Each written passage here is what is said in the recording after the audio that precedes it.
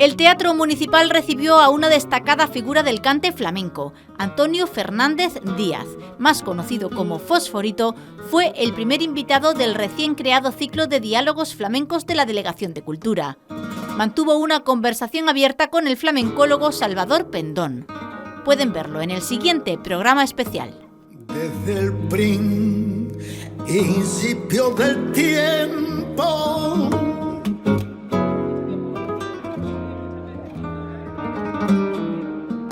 desde el principio del tiempo, antes de que tú nacieras, ya te estaba yo queriendo.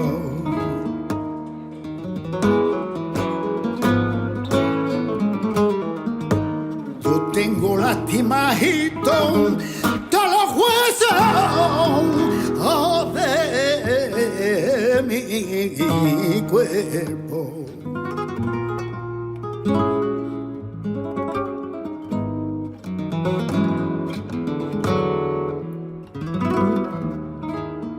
Todos los huesos de mi cuerpo, todos los huesos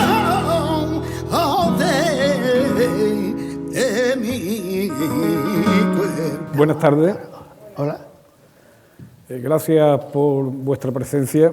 Gracias también al Ayuntamiento de La Unión Grande por la idea de programar estos encuentros que, según comenta el concejal de Cultura, Luis Guerrero, es voluntad, es intención de su concejalía prorrogarlo en el tiempo y hacerlo por lo menos cada año y, si es posible, más de una vez cada año. Y no ha podido tener mejor inicio esta actividad, estos diálogos flamencos, que contar con la presencia de don Antonio Fernández Díaz. Para el mundo del arte, Fosforito. Con frecuencia, cuando nos referimos a alguna persona de relevancia en cualquiera de los ámbitos sociales, solemos decir que se trata de una leyenda viva. Hoy estamos ante una leyenda viva. De eso sí que no hay duda. Y bueno, y ojalá, maestro, viva por muchos años, ¿no? Pero gracias. Estamos ante un representante del mundo del flamenco que ha marcado época y que estoy completamente seguro va a ocupar un lugar de referencia, de relevancia en la historia del flamenco, incluso cuando pasen muchos años. Nosotros, nuestra intención es dialogar sobre algunos aspectos del cante. Me comentaba el maestro que en función de cómo se vaya desarrollando el diálogo, si en algún momento alguien del público desea hacer alguna pregunta, hacer algún comentario, él estará encantado de contestar, o incluso, si se trata solamente de un comentario, pues de escuchar con la mayor atención.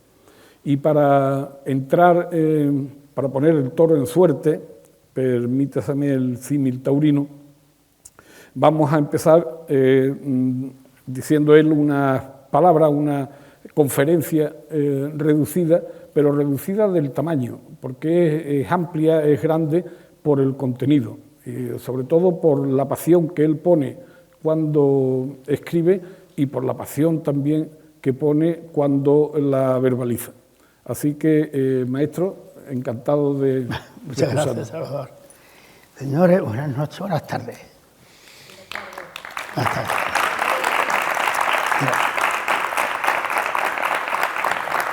Gracias. Es un placer estar con vosotros para hablarles de este complejo mundo del flamenco, tan rico en matices, tan expresivo, tan cálido y tan vivo, en el que durante tantos años me he ido dejando el alma por la rosa de los vientos del flamenco, pateándome toda la geografía del mundo mundial. Yo les quiero hablar de flamenco desde una visión más poética, más reflexiva y romántica, más como vive en mis carnes, en mis sentidos, porque todos a los que el veneno del cante nos entró en el cuerpo con los primeros calostros, sabemos lo difícil que es este ministerio de los hondos. A pesar de ello y por encima de todas las cosas, sigo siendo un apasionado de esta música flamenca que nos emociona y nos conmueve. Le hablo de los cantes que después de tantos años de trotamundo vivo con la misma calentura que cuando empezaba. Y me siento un pregonero enamorado de estas esencias hondas que son el resultado musical y poético de todas las culturas que han poblado nuestra tierra, que una especie de crisol del tiempo ha ido transformando en esta inmensidad sonora de los cantes flamencos que han llegado hasta nosotros con tanta fuerza y riqueza y que con el devenir del tiempo se han convertido en este inagotable y glorioso manantial de estilo flamenco que de forma verbal nos han legado los creadores e intérpretes antecesores nuestros a lo largo de la historia. Ellos crearon los troncos comunes de los géneros o estilos y los modos musicales donde se desarrollan, evolucionan y se armonizan todos los cantes. Esta cálida y entrañable música del flamenco viene caminando lentamente como la estalatita atravesando los siglos, evolucionando dentro de sí misma, decantando esas esencias culturales, multiculturales, que la sabiduría de la gente del pueblo en todos los tiempos han ido dando los fundamentos que los identifican. La intelectual María Zambrano decía: la música es la más pura de las artes y la más bella de las ciencias del alma. Chapó, doña María, no se puede decir mejor. Pero también la música honda del cante es sabia y curativa, medicina del alma que serena nuestro espíritu y nos hace sentir. Sí, sí, porque el flamenco es un sentimiento, un arte, una música cálida que nos emociona, nos estremece y nos pellizca el alma. El poeta Félix Grande decía: el cante hondo enciende nuestros sentidos. Comprender bien el flamenco supone un largo proceso hasta que entramos en su experiencia sonora y ésta entra en nosotros. El flamenco ocupa un sitio particularmente desgarrador y prodigioso. En la voz del flamenco está la memoria infinita del sufrimiento y el desamparo. Bien, los cantes, los crean, nacen de los sentimientos más elementales, más puros del grito de alegría o de dolor o el desamor.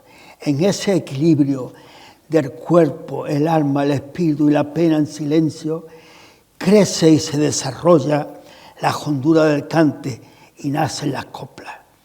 Como decía el cantador Pepe Palanca, de un ramo de blancas flores o de la dura condena de un desengaño de amores.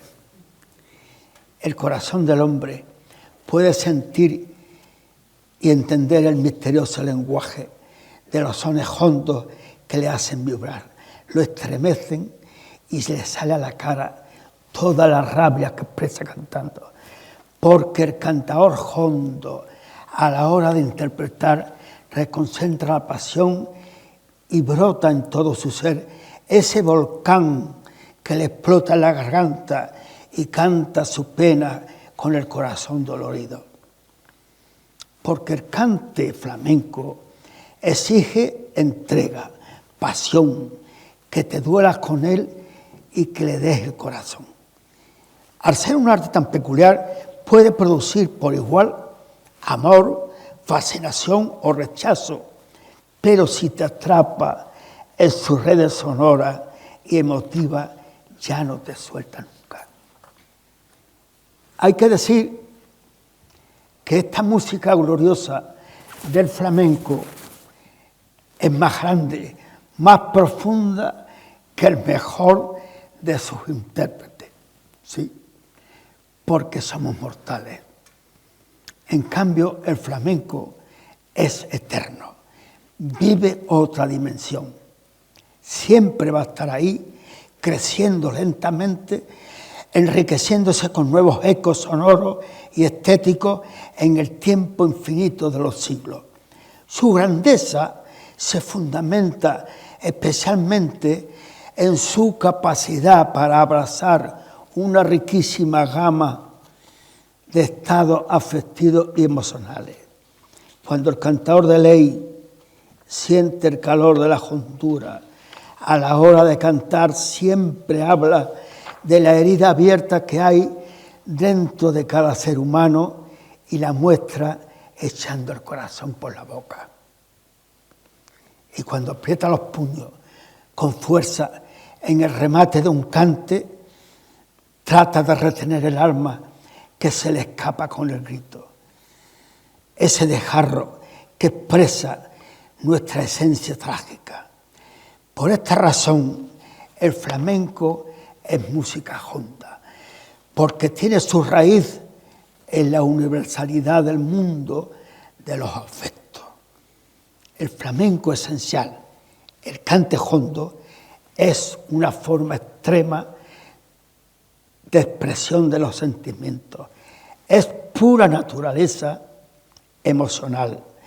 Como asimismo la voz del flamenco es natural, no es una voz académica. En el flamenco todas las voces valen, todas.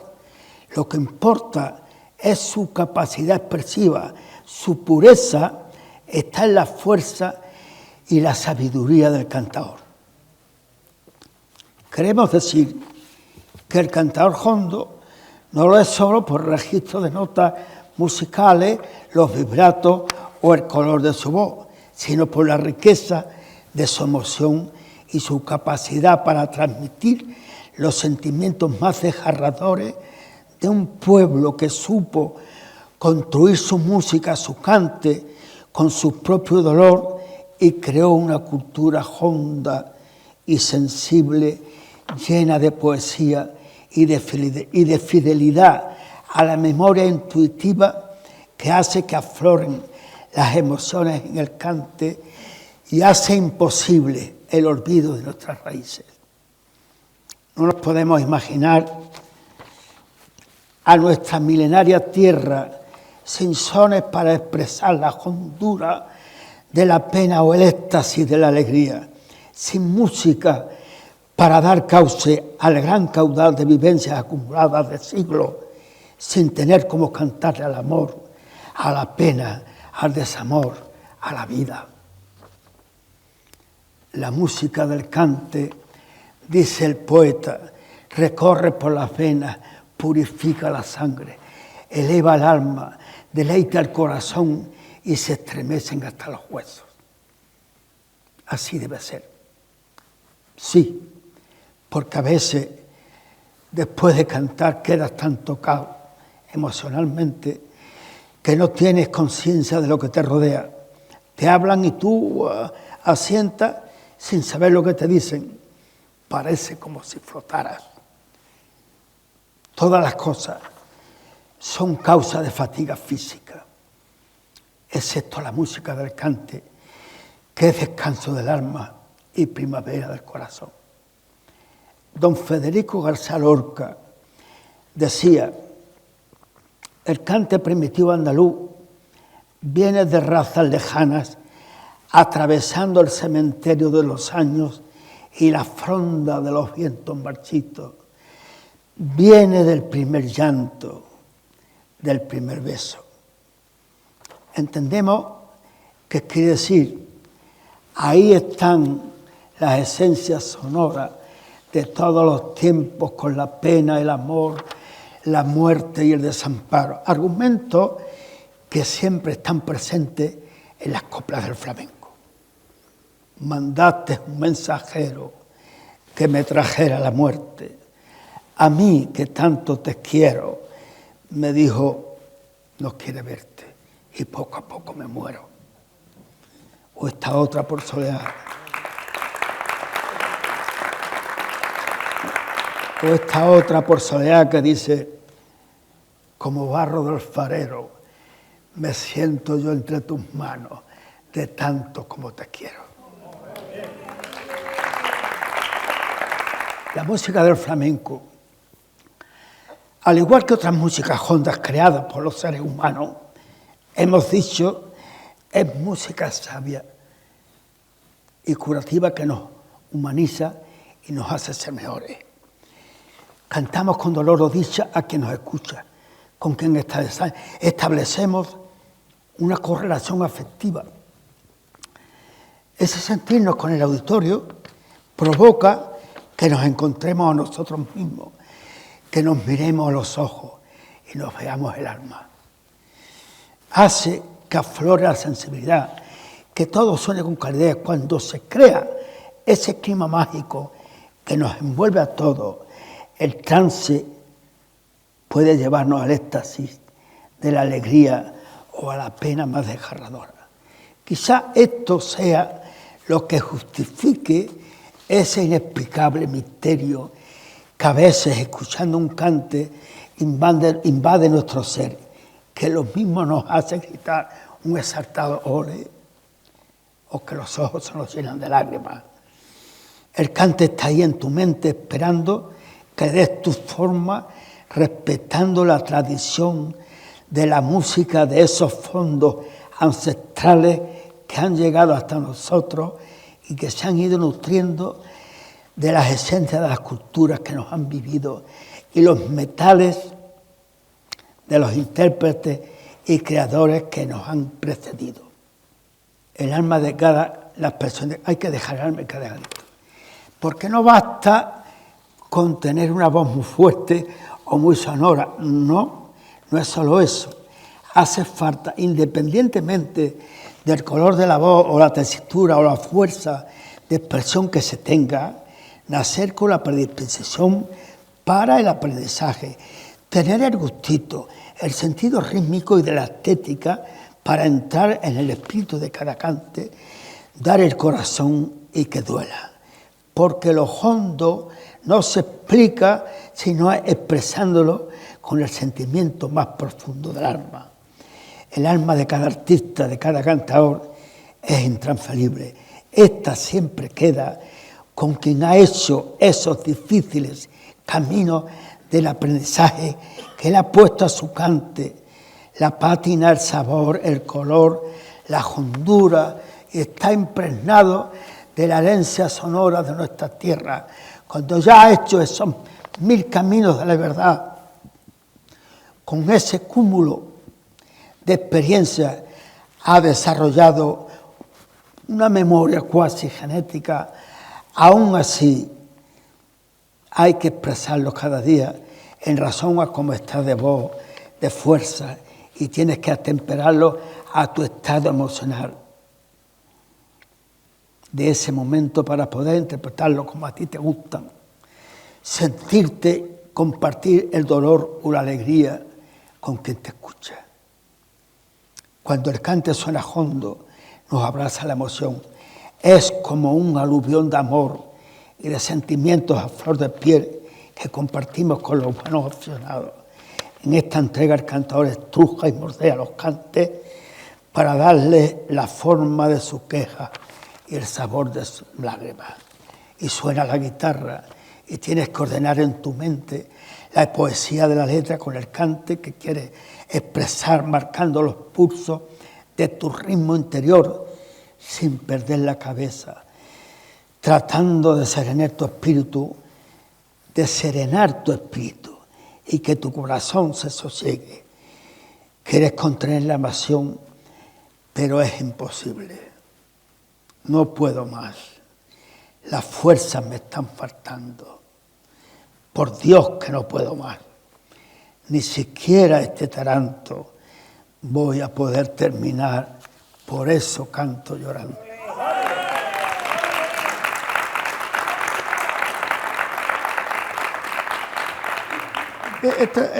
Cuando entras en el rito del cante, y te entonas por soleá, malagueñas o sigrillas, por ejemplo, ya en el temple notas los latidos de tu corazón que se desboca y sientes con qué fuerza fluye la sangre empujándote el alma a la garganta.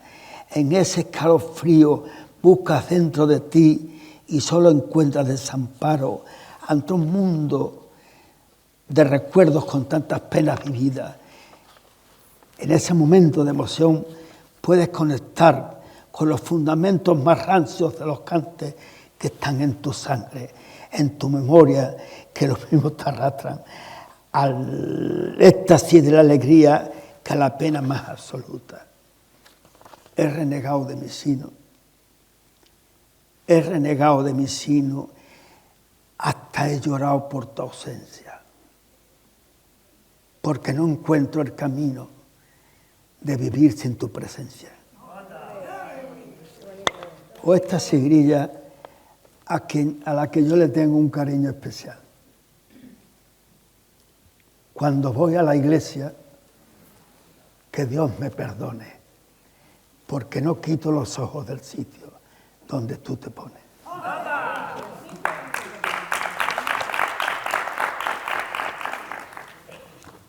Voy terminando. Al cantar hondo le duele el cante y se rompe en la pelea consigo mismo. Sabe que sin dar el corazón en cada envite, sin que le conmueva el alma, no hay hondura. No se siente. Sabe que lo hondo no solo se canta, sino que estremece, se llora y se ríe a compás. Se vive en el trance de la pena y la alegría, en la más pura emoción, porque cantar hondo no solo es cantar flamenco correctamente, sino mirarse dentro y dejar que hable las entrañas. Sabemos que la palabra hondo para muchos es una expresión poco conocida, poco comprendida, porque aunque el cante hondo naturalmente es flamenco, como decía el maestro don Joaquín Turina, no todo el cante flamenco en la práctica es hondo. El cante flamenco, como ustedes saben, es un conjunto de estilos, todos, que constituyen una manifestación musical maravillosa, única en su género.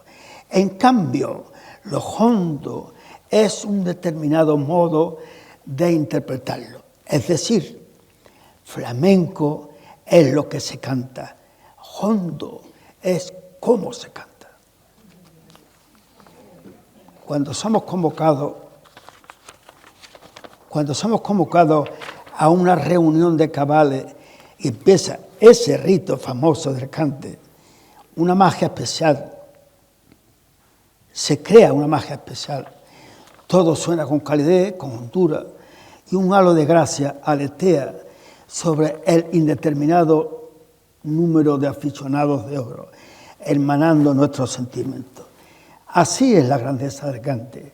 Cuando suena hondo, nos conmueve y nos rompe el corazón, porque cuando está macerado con el bagaje y el polvo de los 1000 caminos reales, de las vivencias, irremisiblemente estremece y duele, aunque este sea un dolor gozoso que como un borbotón te inunda las entrañas y te acerca a Dios.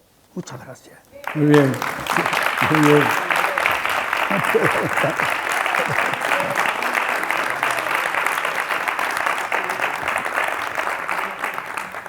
Maestro de... Perdona que no me levante porque tengo esta pierna... La ciática. Cacharrá.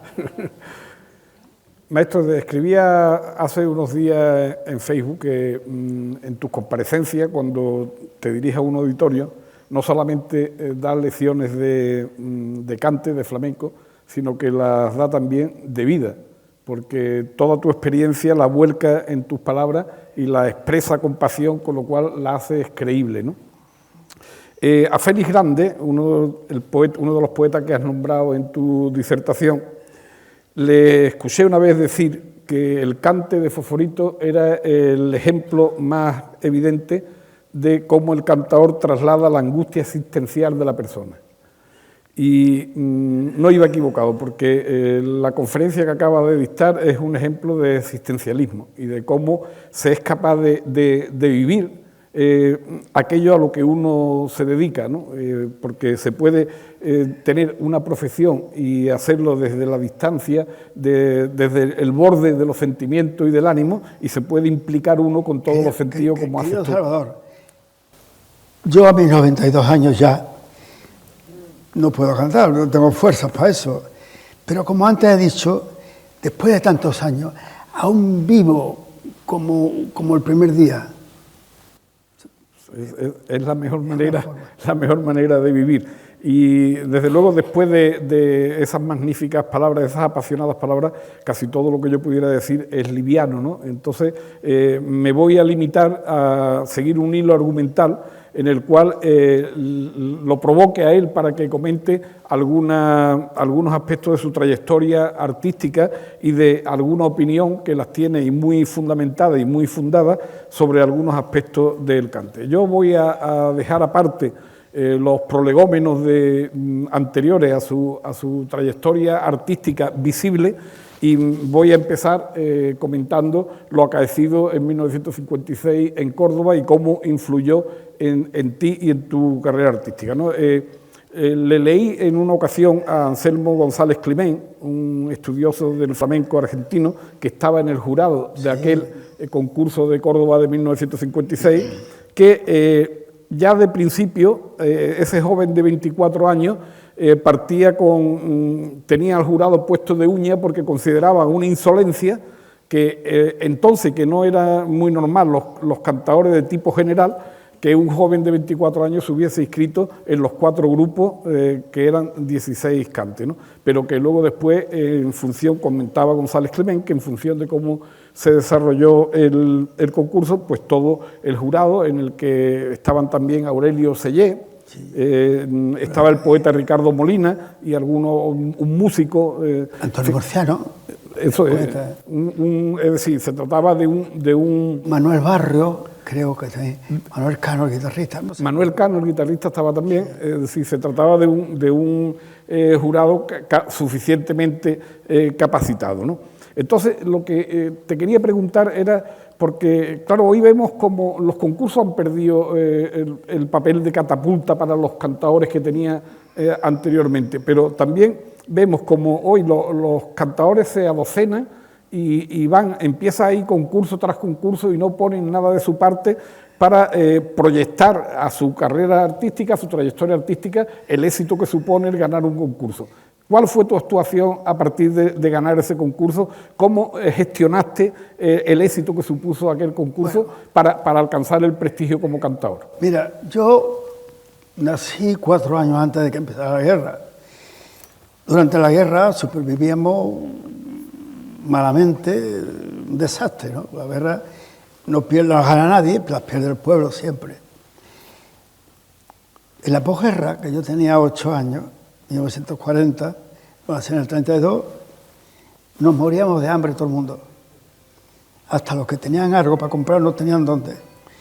Yo, que no tenía ni siquiera eso, yo empecé a cantar entonces, por los años, yo tenía 3 meses. Mi padre había cantado en Sevilla en los años 20, la época dorada, esa época gloriosa que hablamos de 4, pero no había 4, había 4, 40 y 400. Había una gama de cantadores. Y no pudo ser más porque se casó muy joven y tuvo 8 niños. Y se cargó y terminó siendo el pobre un pintor de blusa gorda. No podía hacer otra cosa. Pero él cantaba muy bien. Yo, en mi casa, mis primos eran guitarristas, mis primos eran bailadores. Yo, desde que nací, había escuchado hasta compás, había escuchado cante, había aprendido. Como te he dicho antes, la necesidad me echó a cantar en lo que yo creí que podía buscar la vida. La pedía, buscar las tabernas, ¿qué podía darme la gente que no tenía nada? Pero bueno, era eso. Y ahí empecé a cantar, tú sabes, por las ferias de ganado, que entonces, en cualquier casita de niñas valientes, en las ventas, donde querían oírme, en los cines, en los pueblos de la serranía de Málaga, Cádiz, Grazalema, Borno, Villamartín, todos aquellos pueblos donde había una película que llevaba allí de cowboy, llevaba allí 3 meses, concesión continua, que ya no iba nadie, hablaba con el dueño del cine, me anunciaba, para cantar detrás de la película, me anunciaba una pizarra con tiza en la plaza del pueblo. Pueblo, como tú sabes, tiene 1000 habitantes, 2000, 2500. Y bueno, gente que ya no entraba nadie, de pronto había 40 personas, 50, y en razón de la gente que entraba me daba una pesetilla. Pero bueno, yo, por ese deambular por tantos caminos, fui aprendiendo cómo se aprende de la gente de viva voz, de los cantadores que yo he conocido. Yo formaba pareja después, inmediatamente después, con un cantador del Saucejo, llamaba Carlos, 8 años, 9 años mayor que yo. Rosafina de Casares iba con el niño de Churriana, nos encontrábamos en todas las ferias, y otros cantadores, Pillo de Vejez, Salvador de Olvera, cantadores. Cuando yo llegué a Córdoba, yo llevaba un bagaje, aparte del familiar, todo lo que yo había empapado en esa esponja, que era la inquietud mía por saber, por aprender, por vivir. Bueno, yo llegué allí y quizás no estaba particularmente o especialmente en cualquier sesión. Es muy probable, estoy seguro, que alguien cantaría mejor que yo, naturalmente. Pero yo hice todos los cantes de todas las sesiones y eso fue lo que me hizo. Ahora, la actitud, dices tú. Bueno, ¿cómo gestionaste el éxito? Porque, claro, puedes, como sucede ahora mismo, un cantador que gana el concurso importante alguno de ellos y se queda en su casa esperando que lo llame y eso no sucede, ¿no? Yo me había criado solo en la calle, ya sabes. Yo no cabía en mi casa, había 2 habitaciones, una cama de matrimonio y un colchón en el suelo. No cabíamos. Yo dormía en los portales. Bueno, ¿a qué te voy a contar? Te voy hablando de la guerra, de la posguerra. Entonces, yo he sido muy inquieto toda la vida.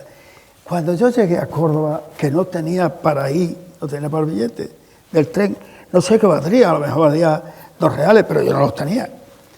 Y le mandé al ayuntamiento una carta, a mi manera, porque no podía ir, me mandara para viajar y para estar allí, porque yo no podía estar allí. En el concurso tenía que tener una pensión para ir todos los días, porque 4 sesiones de cante, 4 cantes cada día, eso era aquel entonces, Soledad, Polo, Caño de Serrana, Seguiría, Martinete, no es tan fácil. Y cuando dieron la campanada del premio, la noche gloriosa que me tocó Niño Ricardo, pues la gente apiñaba la puerta de los camerinos y alguien me gritó, mi padre era Fosforito, como era cantador, y imitaba los cantes de aquel Fosforito, Francisco Lema, que había nacido en el 1780 en Cádiz, a él le llamaban Fosforito y a mí el hijo de Fosforito. Bueno, pues a mí cuando yo fui al concurso, yo era Antonio Fernández, el niño de Genís, o Antonio de Genís, como era normal, el niño de Jerez, Manuel Torres, el niño de Marchena, la niña de la Luis, era lo que se usaba. Entonces, alguien de mi pueblo, como tú sabes, yo soy de Puente Genil, Fosforito, un periodista de un periódico llamado El Español, publicó en portada a los 2 días un Fosforito en letra grande, o César o nada, por aquello de los 4 premios. A partir de ahí me buscó Philips, una casa de discos, que no tenía un estudio de grabación. Grabamos en un teatro vacío, el Teatro La Comedia de la calle Príncipe en Madrid. Y empezamos con aquellos 4 pesetas que gané, eran 32.000 pesetas, no era poco, porque en aquel entonces era un dinerillo. Yo hice un espectáculo, un representante que llevaba Antonio Molina, me montó un espectáculo con los ganadores de los segundos premios y otra gente más, y bailadora y cómicos, un espectáculo de variedades. Y di una vuelta por toda Andalucía, llamándose Festival de Cante Grande. Bueno, por toda Andalucía, por los pueblos importantes de Andalucía. A partir de ahí fui a Sevilla, a la Alameda, allí conocí a Mariela Moreno, a Juan Mojama, a muchísima gente, a Manolo de Huelva. Y allí, estando en Sevilla, en la Alameda, me llamaron para ir a Madrid al Teatro La Zarzuela a cantarle a Mariesma. Bueno, quiero decirte el salto. Eso, el concurso tuvo mucha repercusión. Lo dieron los medios, todos los periódicos, y ya sabían en Madrid que yo existía. y estaba ahí Laura Mariesma, pues me llamó, quería que yo le cantara. Terminé con Mariesma y me salió un contrato en Radio Madrid con Bobby de Glané, un famoso, y que hacía una vez a la semana, me daba un dinerito. Y mientras tanto, porque estando en el teatro me contrataron para el Corral de la Morería, un tablao que tiene restaurante, que estaba a punto de abrir. Mientras lo abrían, yo estaba cantando en el Radio Madrid. Todo vino así, en el 58, me sale un contrato para Oriente, le canté 20 minutos Alsa de Persia en Persia, en los compromisos de matrimonio, los dichos, como se llame. De allí estuve en el Cairo, en Damasco, en Líbano, en aquellos países. De allí luego hemos estado en Japón, hemos estado en América, en todos. Hemos ido con Manuela Vargas en el 64, que yo me había casado en el 64 en marzo, con Maribel, que anda por aquí. Y nos fuimos a Nueva York, a la Feria Mundial, al Pabellón de España. Tuvimos 6 meses y otros 6 meses el segundo. Y un teatro en Manhattan y en Washington, de México, los teatros municipales, de México, en fin, el mundo. Bueno, sí, todo es una trayectoria. Todo encadenado. Bien, había pensado esto para que sea un poco, no ya que sea dinámico, que yo creo que la conversación ya es lo suficientemente dinámica, sino para que tengamos para ir adobando la conversación de un poco de su cante.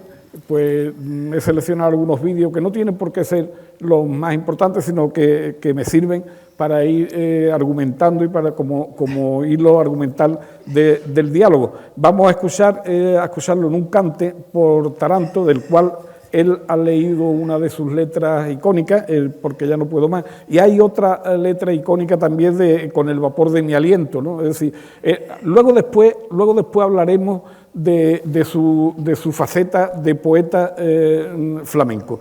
Pero esas 2 letras del Taranto concretamente son icónicas y conocidas por prácticamente todos los aficionados.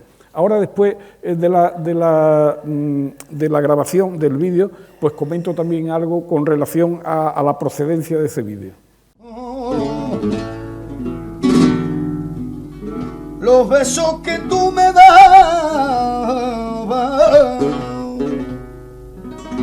ay, me sabían a veneno,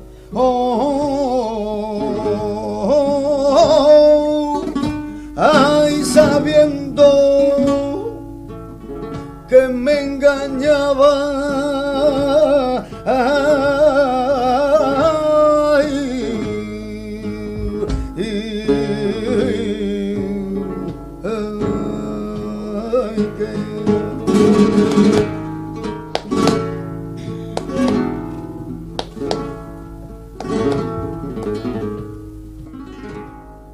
que yo intentaré lograr,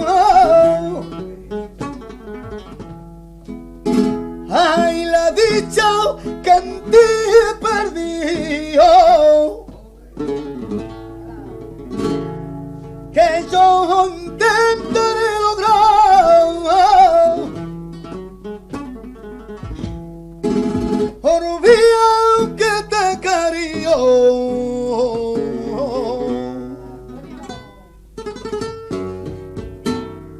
Y viva tu voluntad, que yo viviré mi albedrío.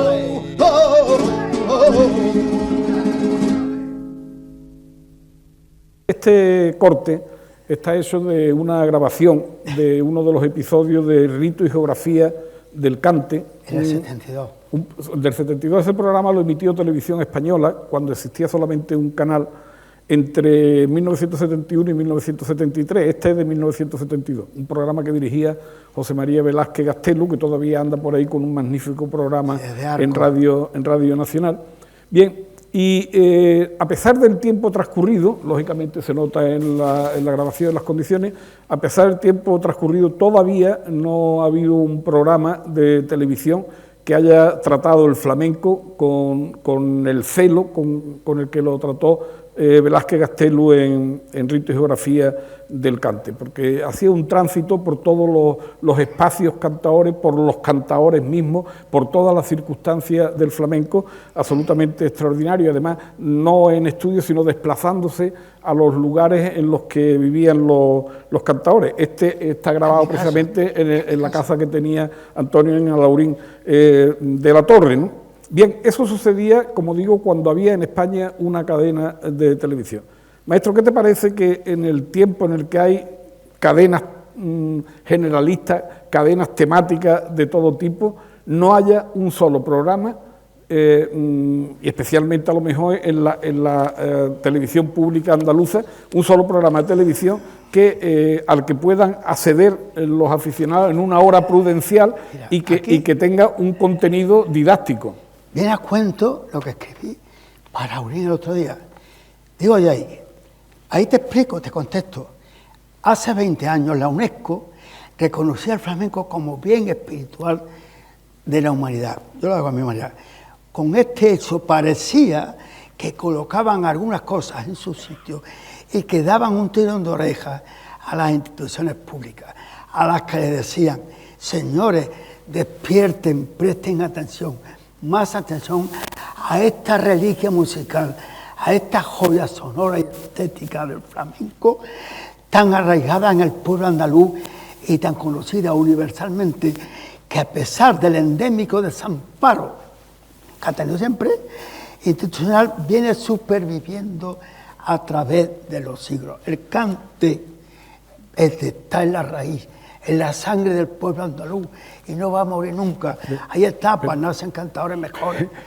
Pero claro, si hubiese un medio de comunicación público, una televisión que ya digo, en horario accesible, promocionara el flamenco con un carácter didáctico que sirviera tanto para los aficionados como para quienes no lo son y pretenden serlo.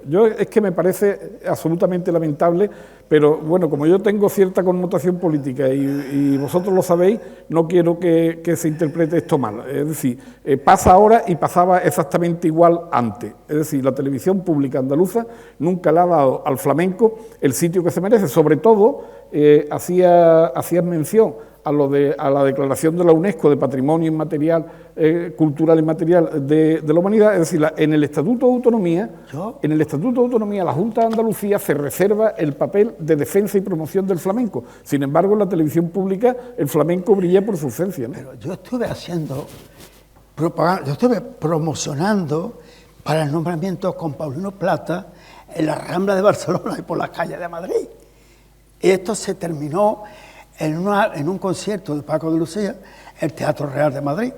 Pero yo sigo aquí diciendo lo que decía la UNESCO, hay que protegerlo y poner los medios para que deje de ser la cenicienta de todas las músicas, de todas las artes, siendo como es música sabia y curativa, como decía la mamá, Es que esto es que está a un abandono total. Pero si yo recuerdo a los 60, que entrabas a un bar y ponía muy grande, prohibido el cante, y había un cantador pintado con un candado en la boca. Y un bailado con una cuerda a los pies, hasta los 70 y tantos, a los 60 y tantos, aún existían esas fotos en los bares. Estaba prohibido. Sí. Yo interpreto que eso es porque en la posguerra hubo muchos problemas, la gente llevaba navajas, había discusiones, había peleas, no sé, pero la verdad es que el abandono total y absoluto, no solamente, sino estaba denostado por la propia sociedad. Hablar de flamenco era hablar de un pendenciero, de una persona peligrosa, cuando era un músico que estaba dando el alma a pedacitos. Las cosas. Bien, si tenéis preparado el segundo corte es también del vídeo de Rito y Geografía del Cante, es una petenera, que es uno de los cantes que más popularidad te dieron. Y yo recuerdo en las actuaciones, en los festivales y eso, que te lo pedían la gente, sí. la petenera, ¿no? ¿Tenéis preparado el segundo corte? También con la guitarra de Juana Visuela, que ha sido uno de los tocadores. Éramos compadres. La grabación es un sonido regular. Sí, regular.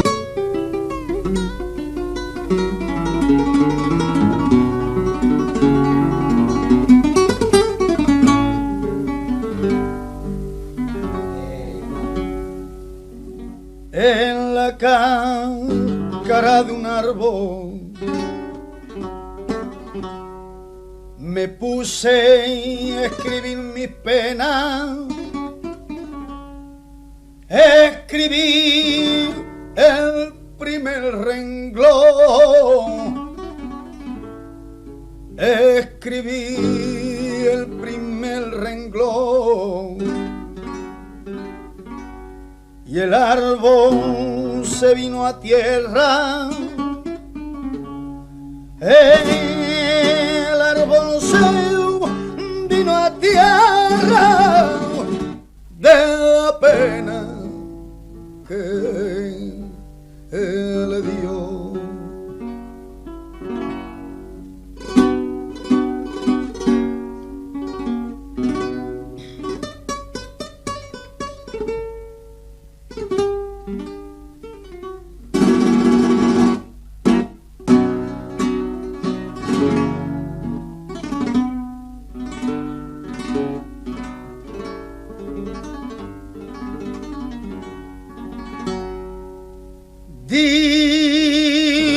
Dicen que la petenera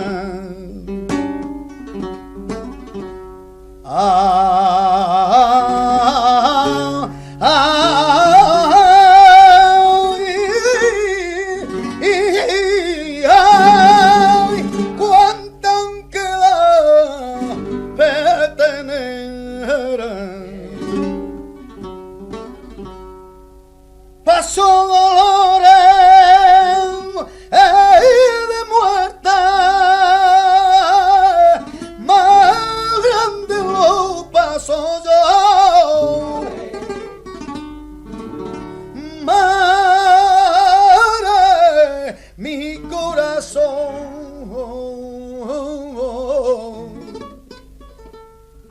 más grande los paso yo, que no me deja ni verte, que no me deja ni verte, y estoy muriendo de amor.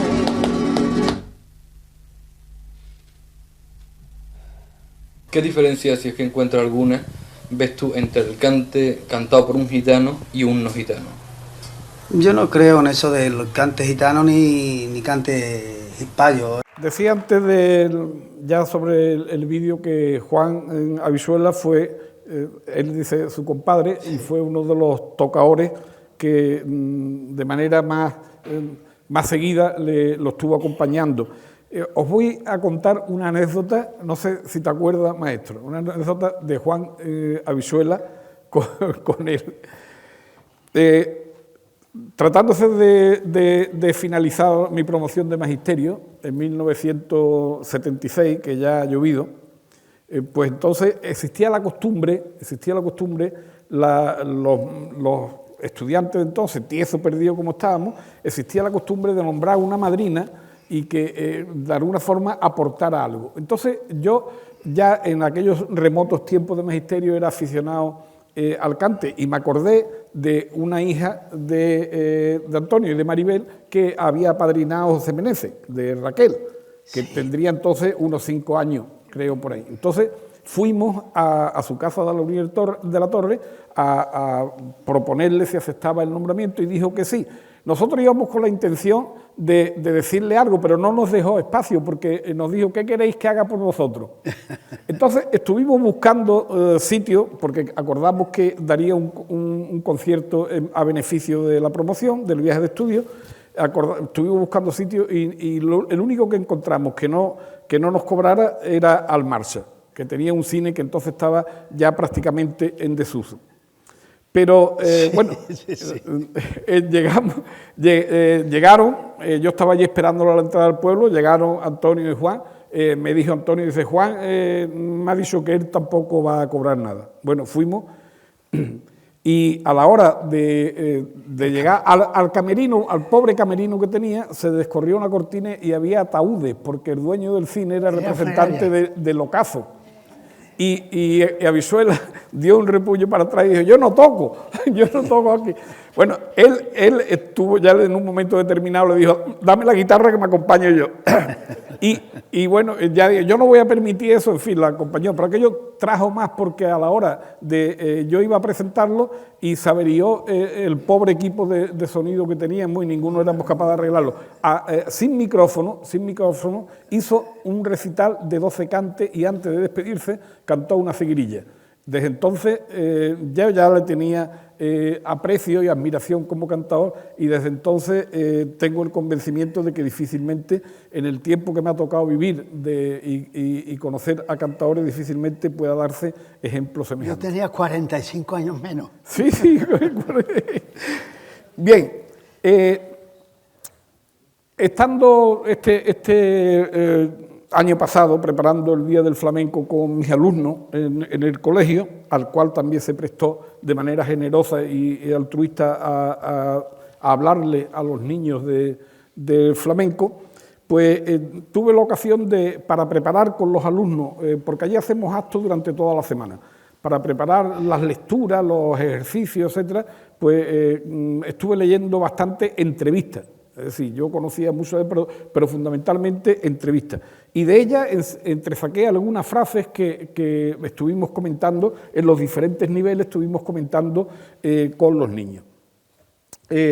Una de ellas ya ha hecho mención él, de que no todo el cante es hondo, ¿no? El flamenco es lo que se canta y hondo es cómo se canta.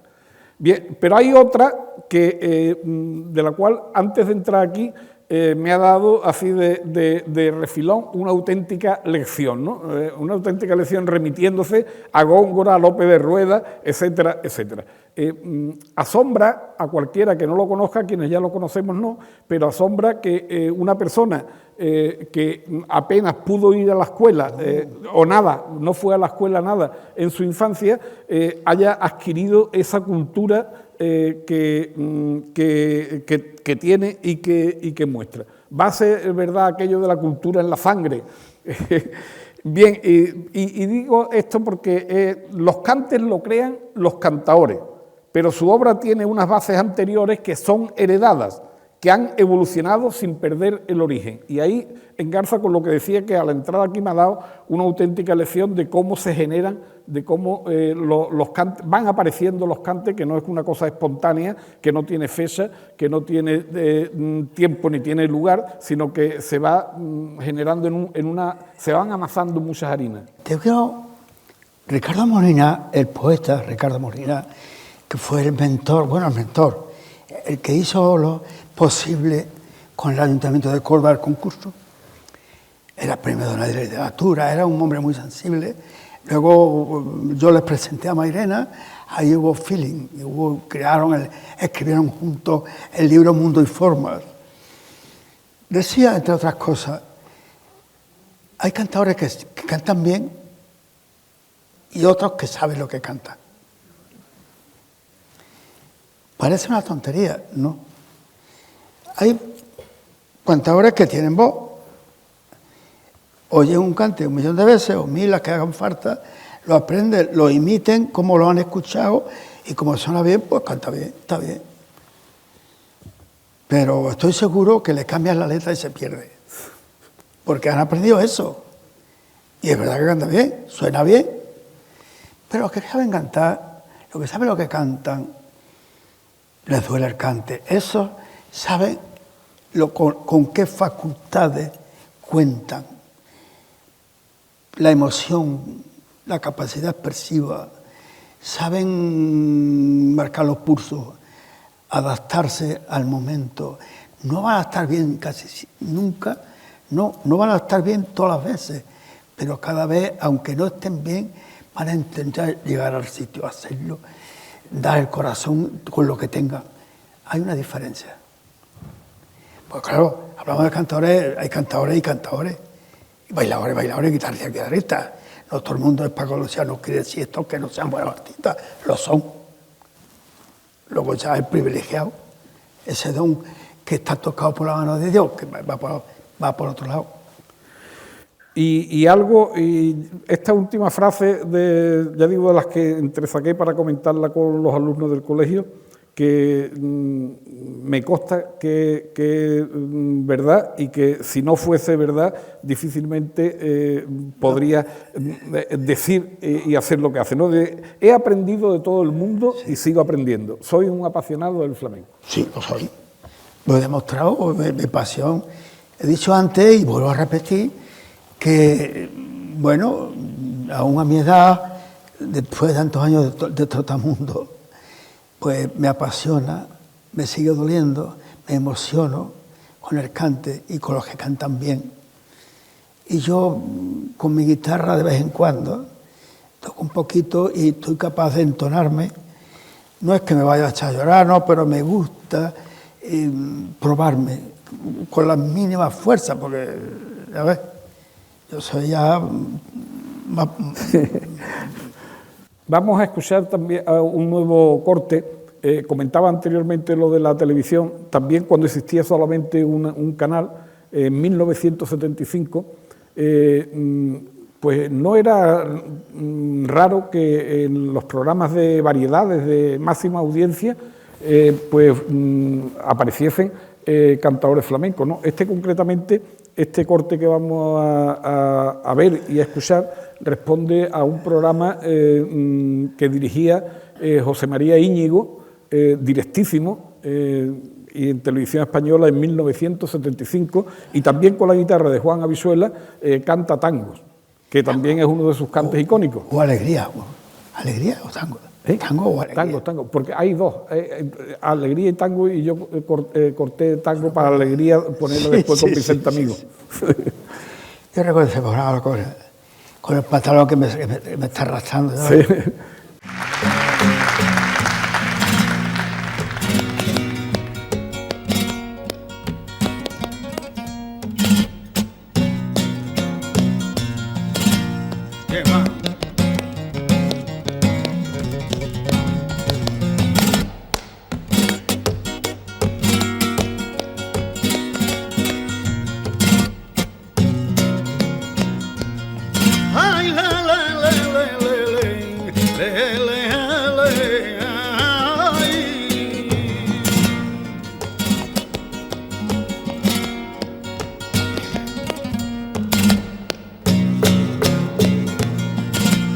Nadie cuente tu pena porque en cositas del querer nadie entiende de la ajena.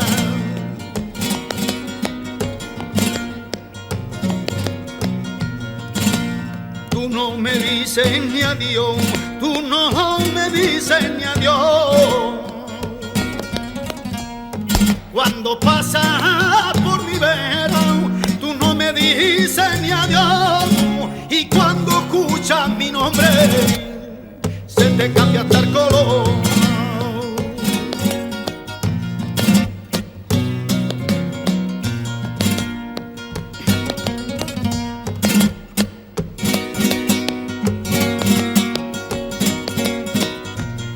Cuando te asomas ya a la ventana, derrochando que tanta hermosura.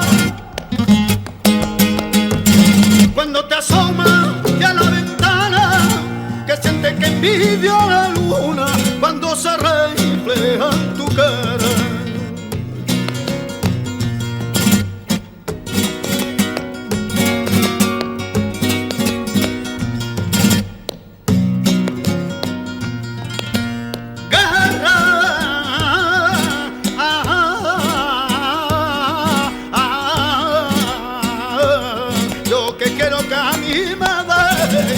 Mi pedacito de tierra.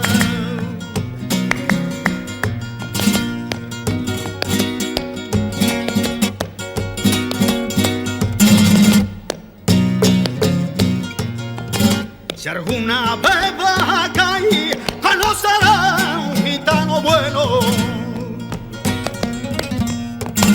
más puro que ya no lo hay. Le llaman tío Pericormelo, amigo cabal, y él fue el compañero, tojitos Inca y lo quieren, por su corazón sincero, que tojitos Inca y lo camelan, por su corazón sincero.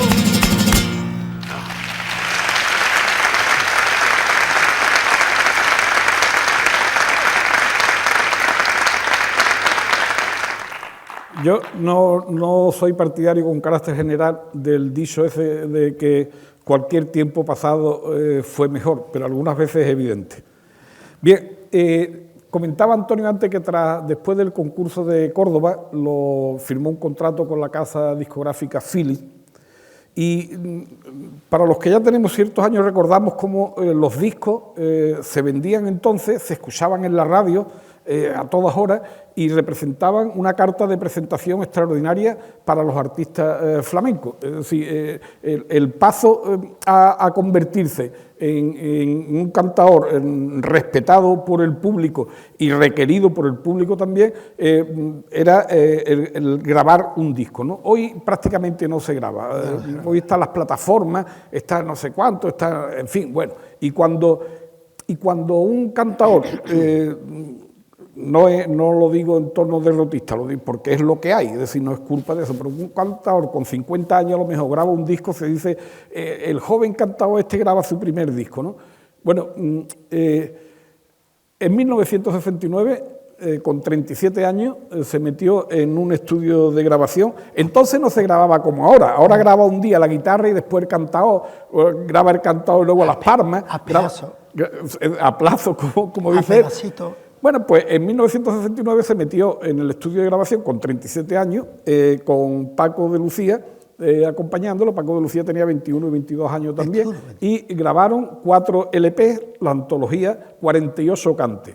Eso, no, ya digo, no pretendo desprestigiar a nadie, ni mucho menos, pero eso es imposible que lo pueda hacer hoy un cantador, y menos de la edad que tenía él cuando lo hizo, ¿no? ¿En qué condiciones se grabó aquello? Porque es curioso, ahora se graba de esa la manera que se graba, pero entonces... En Werther, en Barcelona. Bueno, no teníamos todo tiempo, de lunes a viernes, lo grabamos en una semana. Grababa sin escuchar, yo llevaba las letras en un atril leyéndolas, no te creas tú que era fácil. Luego al final sí lo escuchamos y no nos gustaban del todo. Había cosas que eran mejorables, pero ya no tenía otra opción. No había vuelta atrás, además no teníamos más tiempo, no había la semana. Y además con un problema que no sé por qué, cada disco tenía que llevar 12 cantes.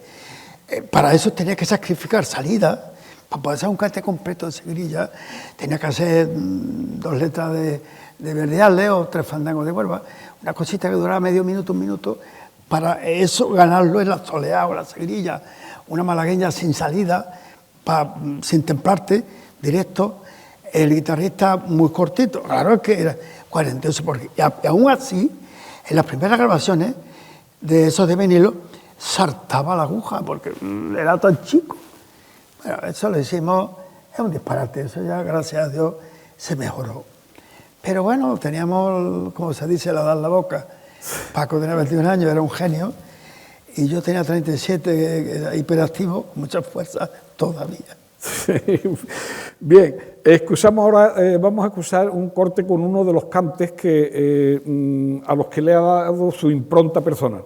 La soleá polar, evidentemente, es anterior a su época del cante, pero sin duda que él la ha cantado de una manera singular y muy personalizada. O sea, una es mía. Sí. Hay una parte que no tiene que ver. Vamos a escucharle bueno, hay comenté antes, cuando lo del Taranto, su faceta de poeta lírico, lo hablaremos después de escuchar este corte, pero hay en la soleá polar también algunas letras que son absolutamente icónicas, además de que son extraordinarias, de ritmo, de medida, de todo, pues tienen una profundidad extraordinaria. Aquí le vamos a escuchar acompañado por un joven Vicente Amigo, al que casi todos los aficionados dábamos como el sucesor de Paco de Lucía, y últimamente parece que... Tiene que ver, Paco es aparte. Pero Vicente llevaba una trayectoria muy interesante, pero la paró y parada está. Esta grabación se hizo en 1990, él, por cierto, se la comento y no se acuerda, y se hizo para Radio Nacional. Le vamos a escuchar en esta soleá polar, y después otra del mismo vídeo, también con Vicente Amigo, en otro de los cantes que le han dado prestigio en las alegrías, ¿no? Escuchamos el siguiente corte.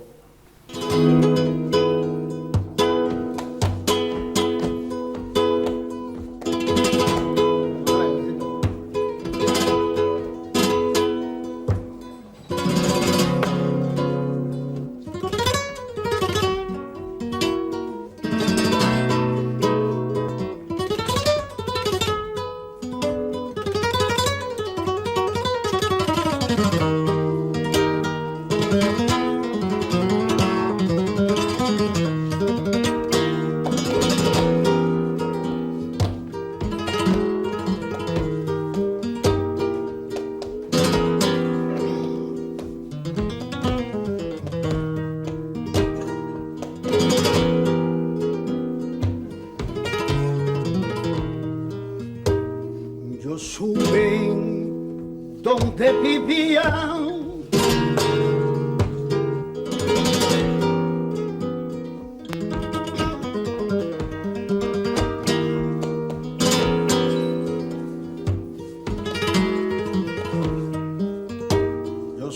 donde vivían y cuando al fin pude verte apenas te conocía.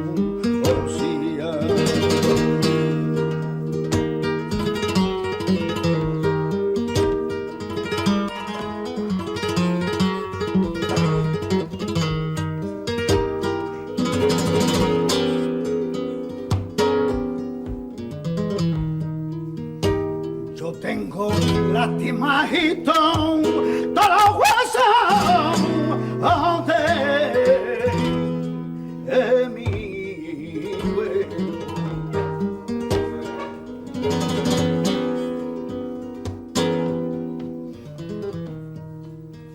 Todos los huesos de mi cuerpo, todos los huesos de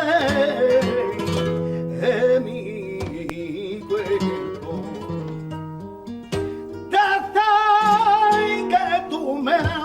Has mirado de qué forma lo habrá hecho.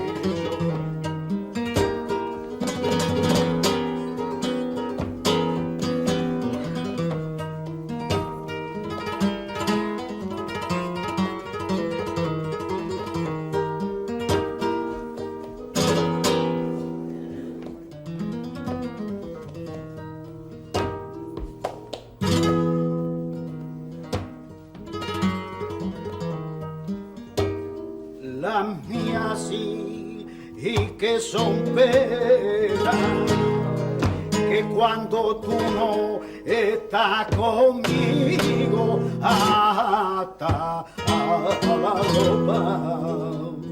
me quema.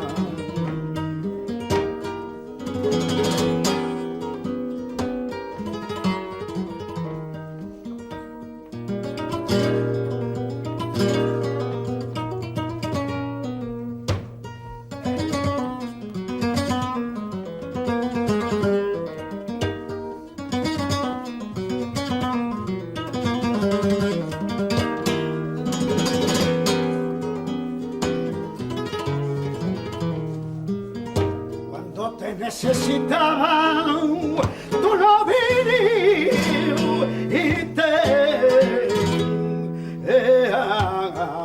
a verme.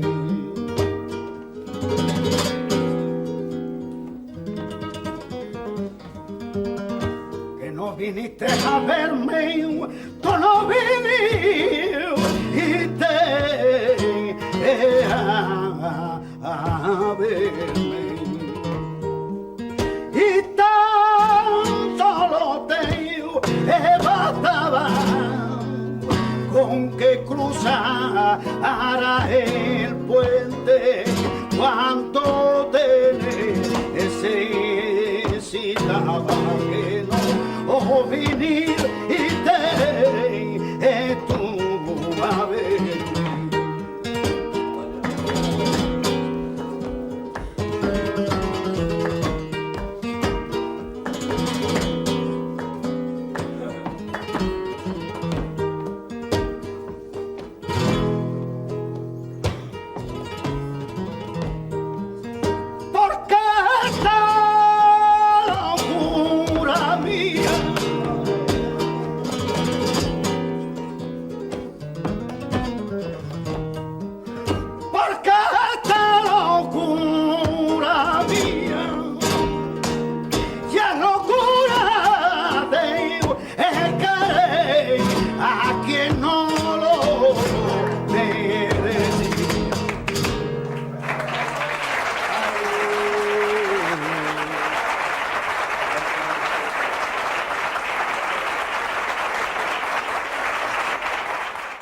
Bien, comentaba antes con relación a la importancia de Antonio como poeta flamenco. Solemos decir que el cante tiene 3 disciplinas, el cante, el toque y el baile, y se nos olvida la lírica, que es muy importante, ¿no? Escuchaba hace algunos años, 3 o 4, escuchaba al hijo de un importante cantador de flamenco en un programa de televisión y cantaba una letra son, flamenquito, son, son, y estuvo 4 o 5 minutos cantando flamenquito, son, ¿no? Es decir, no es igual una cosa, no es igual eso que escuchar esto. Para el aficionado, y no ya para el aficionado, sino para la persona sensible, no es lo mismo escuchar eso que escuchar lo que acabamos de escuchar, ¿no? Es decir, la lírica del flamenco tiene una importancia extraordinaria y no se la da muchos de los artistas que del flamenco no se la dan. Él sí se la ha dado y de hecho la mayor parte, por prácticamente todo lo que ha grabado son letras suyas, tiene miles de letras y algunas de ellas, bueno, por Soleá hay una que no ha salido aquí, que él habló antes de Es tanto lo que te quiero, pero hay una que es absolutamente extraordinaria, esa desde el principio del tiempo, maestro. Antes de que tú nacieras, ya te estaba yo queriendo. Se podrá, ¿cómo va a ser eso igual que flamenquito son, ¿no? Pues claro, por eso hay que decir que no, a lo mejor todo el tiempo pasado no fue mejor, pero algunos sí, evidentemente lo fue. ¿Qué nos dirías de tus letras? ¿Cómo ha ido componiendo esas letras, no? No lo sé. ¿Qué fundamento has tenido para las letras? Mira, yo hace unos meses la Sociedad de Autores hizo una convocatoria de los autores que llevaban en la sociedad más de 50 años. Resulta que yo soy el autor más viejo vivo de todos los que existen hasta la fecha. Había uno que estaba inscrito antes que yo, pero es más joven de edad, es un año o 2, que es Manuel Castillo, ¿no? Que ha escrito libros y además era director de la Sinfónica de Sevilla.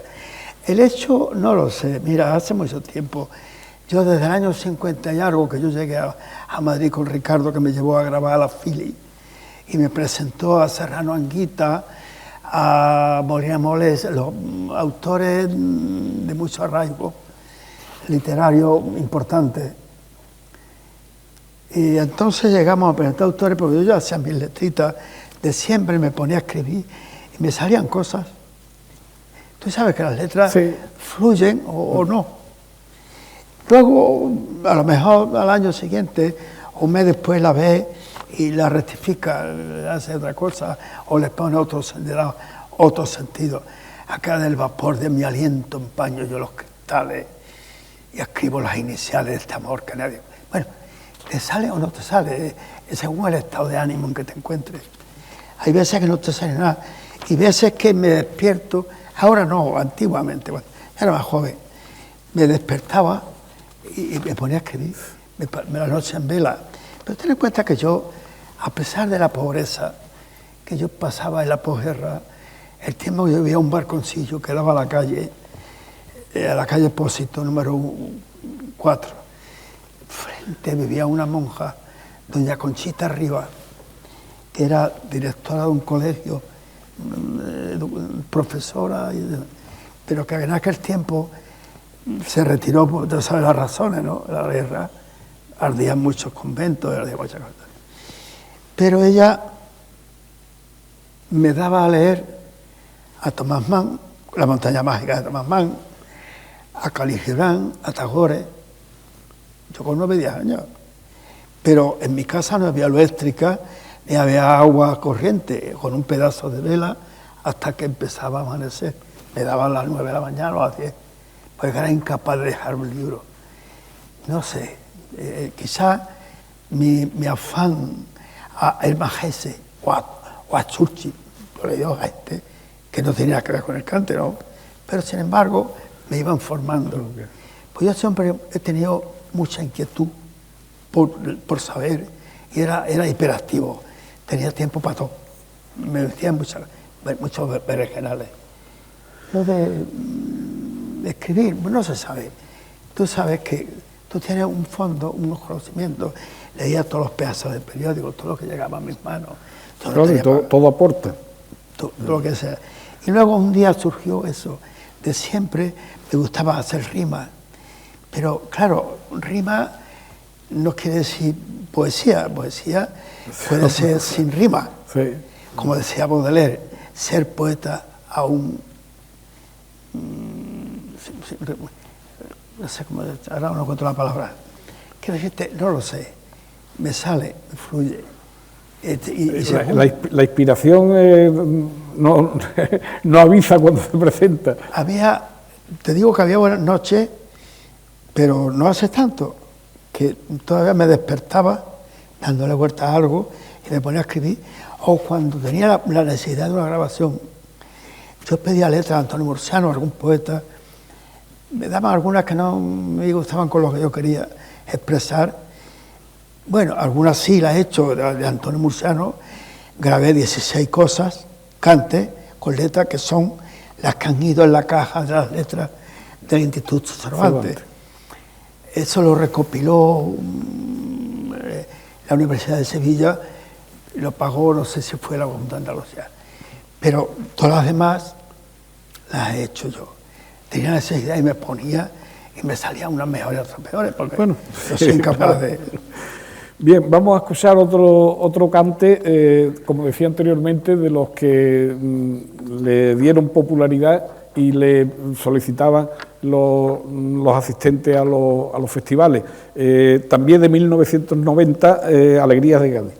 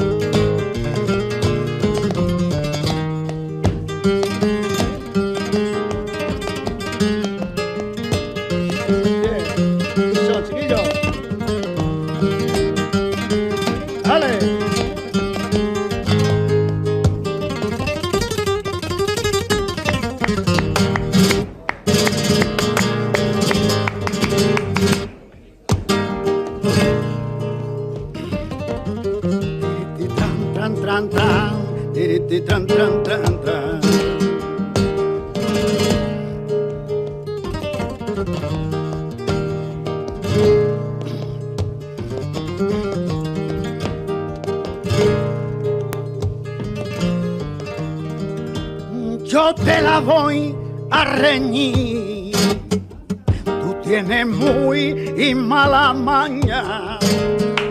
Ay, que yo te la voy a reñir, te quitas de la ventana. En cuanto que tú me ves venir, te quitas de la ventana. Que cuanto que me ves venir, con las luces del faro de Chipiona, se ilumina de noche más tu persona, niña, más tu persona, con las luces del faro ay, de Chipiona.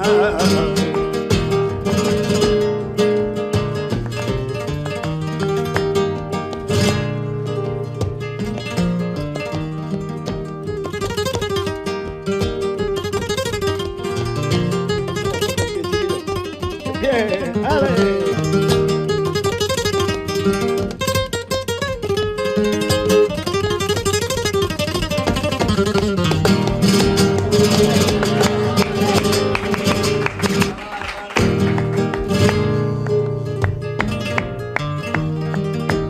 Quisiera entender como yo te estoy queriendo.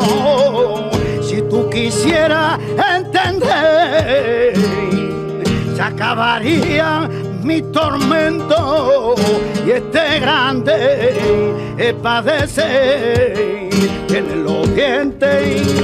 Tiene los dientes que son granitos de arroz con leche.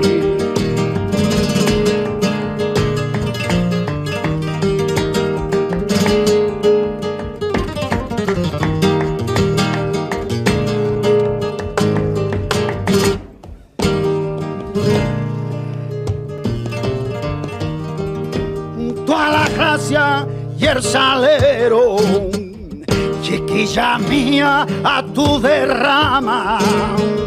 Ay, toda la gracia y el salero, con el clavel, el hito grana, que tú te pones en el pelo, con el cabelito grana, que tú te pones en el pelo.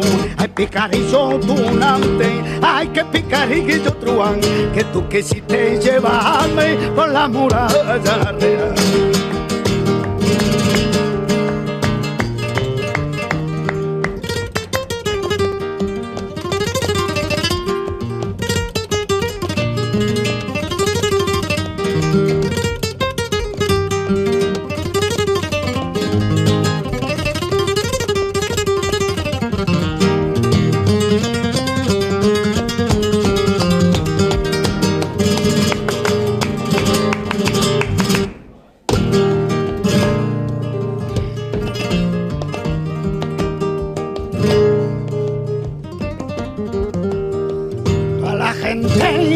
Diciendo que tú ya a mí no me quieres, a la gente va diciendo, pero tú no me devuelves ni uno solo de mis besos.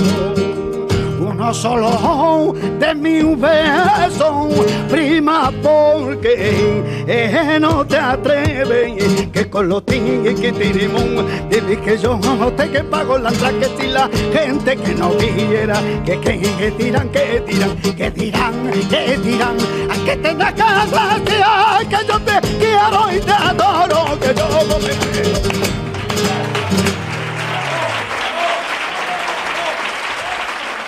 Me corrige el maestro de que no se trata de Vicente Amigo, sino de Manolo Silveria. Silveria.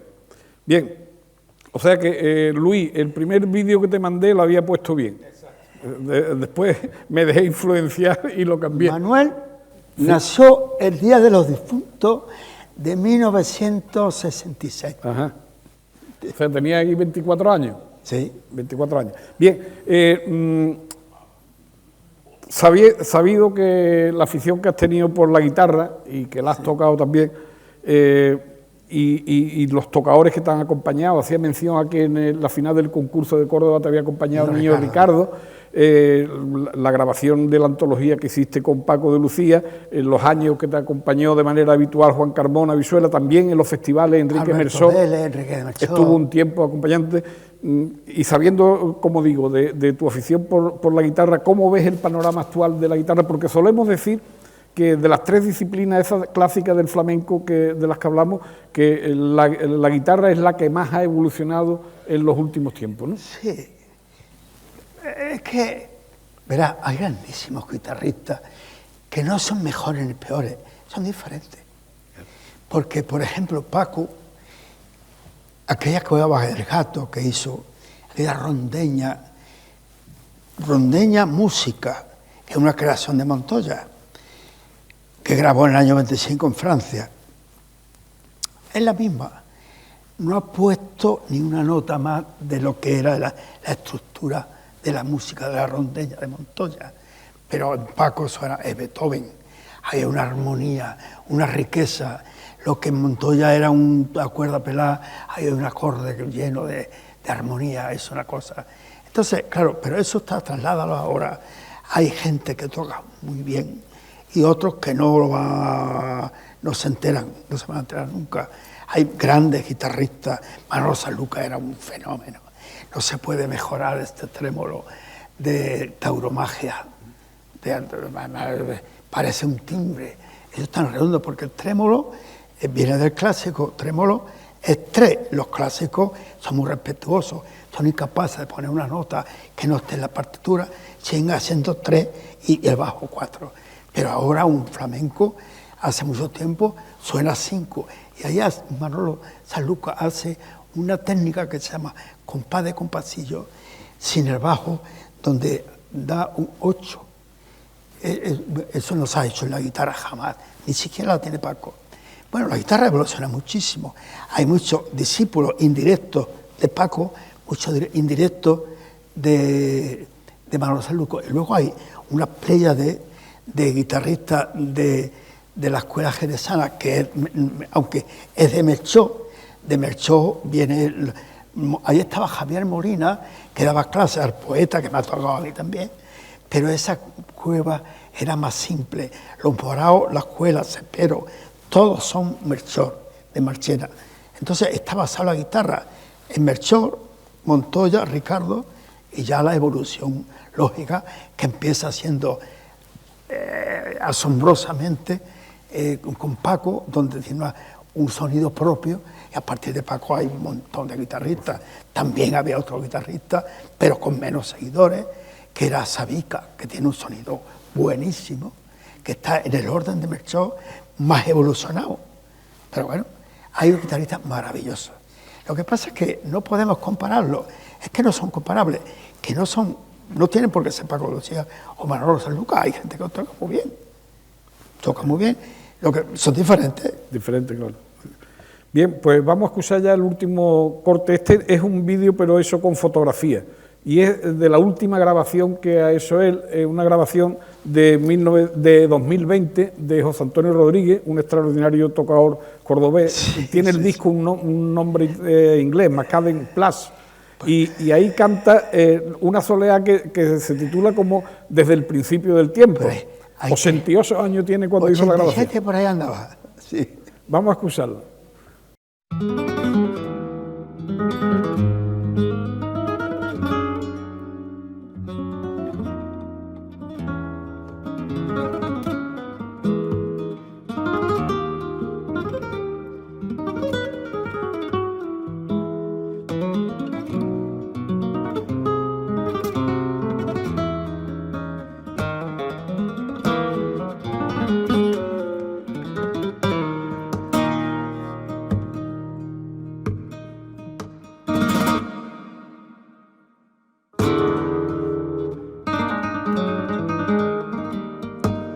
Desde el principio del tiempo,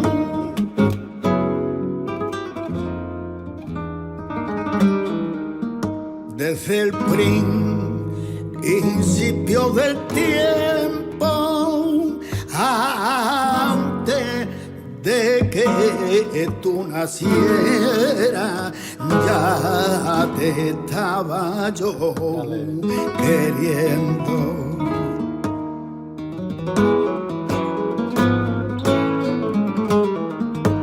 Yo tengo lastimajito todos los huesos de mi cuerpo.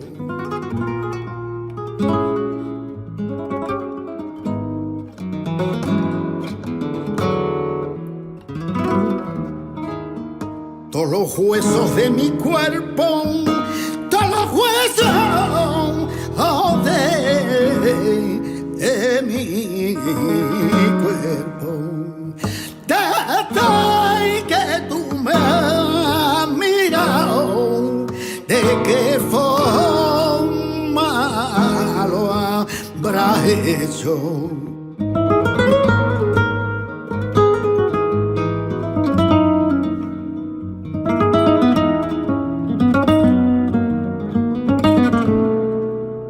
Es tanto lo que yo te quiero, que me siento entre tus manos como barro de alfarero.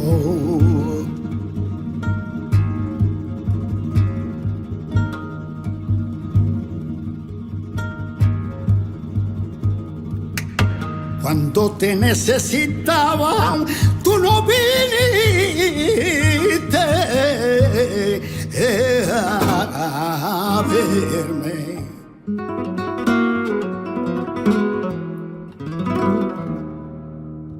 Que no viniste a verme, tú no viniste a verme.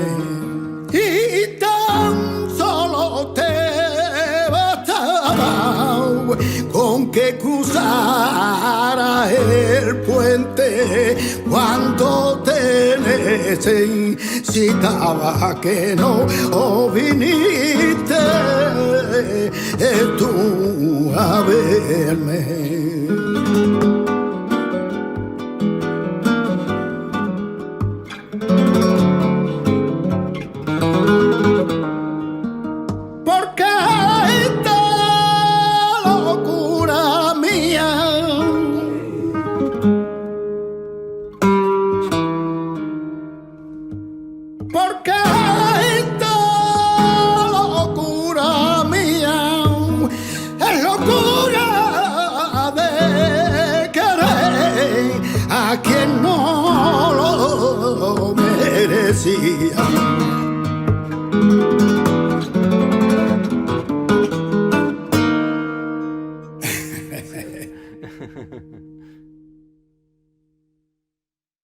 Ahí canta un viejo con 88. 8, porque fue en 2020. Ve lo que decía antes de los cantadores. Pueden o no, intentan llegar al último rincón, a dar el corazón hasta el último suspiro. Lo tienen. Bien, no maestro, vamos a ir terminando porque estos señores tendrán que cenar. Sí, tendrán que Bien, maestro, desde tu perspectiva y desde la que miramos, quienes te admiramos y quienes intentamos conocer algo de tu trayectoria artística y vital, se puede decir que la vida te ha tratado bien, independientemente de que haya tenido elementos de dificultad, pero al principio como todo el mundo, sí, pero eran los tiempos. Claro, porque ¿qué reconocimiento ciudadano más importante para una persona que el pueblo en el que naciste te nombre hijo predilecto? Sí. Que sea hijo adoptivo de otro pueblo en el que viviste, de la Unidad de la Torre, hijo adoptivo de Córdoba. Esos son reconocimientos ciudadanos extraordinarios. Y luego después lo que tiene que ver con los reconocimientos en el mundo del flamenco, todo. Es decir, en 2007 te concedieron la medalla de oro de las Bellas Artes y en 2005, 2 años antes, la quinta llave de oro del cante. También tienen reconocimiento ciudadano la medalla de oro de la provincia de Málaga y la medalla de oro de Andalucía, que no son mocos de pavo, ¿no? En 1981, cuando te iban a nombrar hijo adoptivo de Córdoba, en una carta de adhesión... Anguita.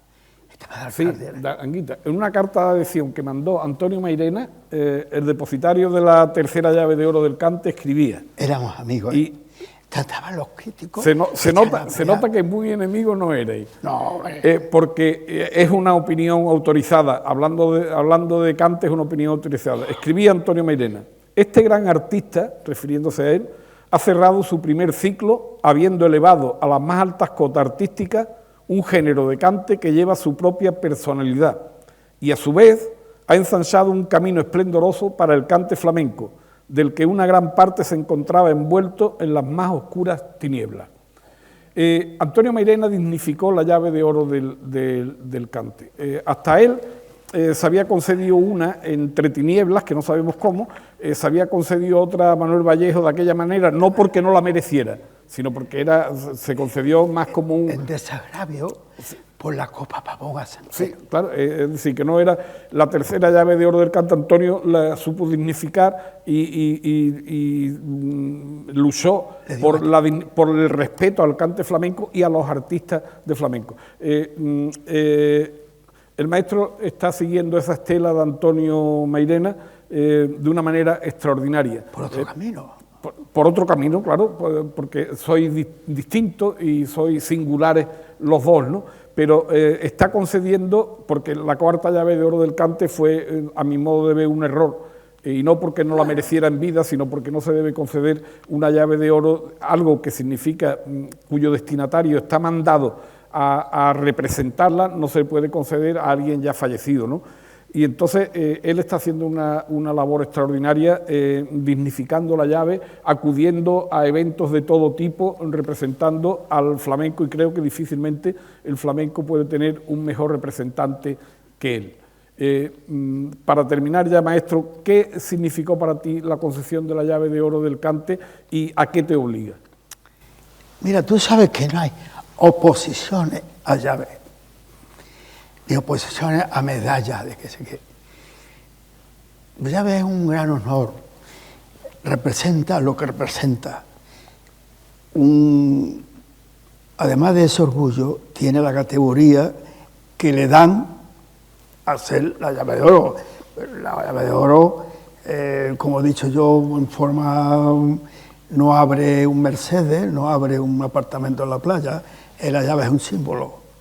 Un símbolo que yo llevo con mucho orgullo, que yo creo que defiendo con dignidad, y para mí ha sido, hombre, pero yo tengo, Salvador, hay cosas que, todas las cosas me llegan al corazón y las agradezco en el alma, pero por ejemplo, que esto no lo sabe la gente, a lo mejor, a mí me hicieron hace 1 millón de años miembro del claustro de profesores de la Universidad de Alcalá de Henares. Yo que no he pasado por ningún aula de ningún sitio, o de la Real Academia de Córdoba, de la Lengua, miembro de número por Puente Genil.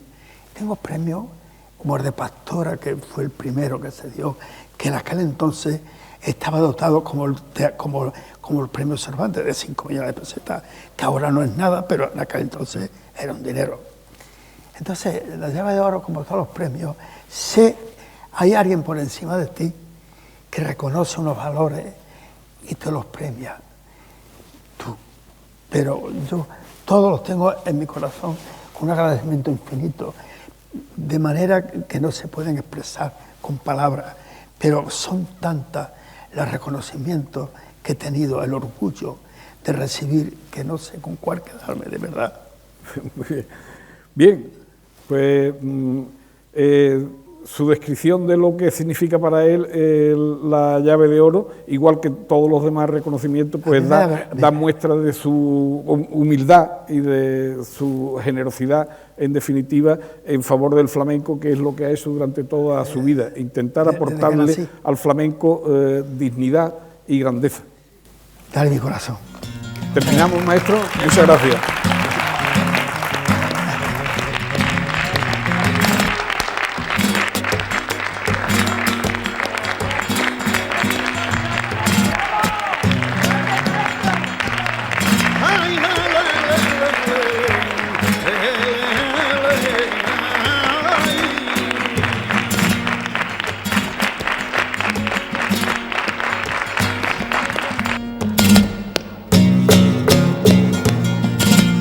Nadie cuente tu pena porque en cositas del querer nadie entiende de la ajena.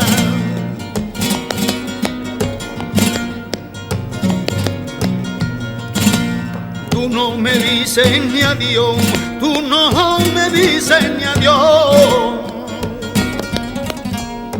Cuando pasas por mi vera, tú no me dices ni adiós. Y cuando escuchas mi nombre, se te cambia hasta el color.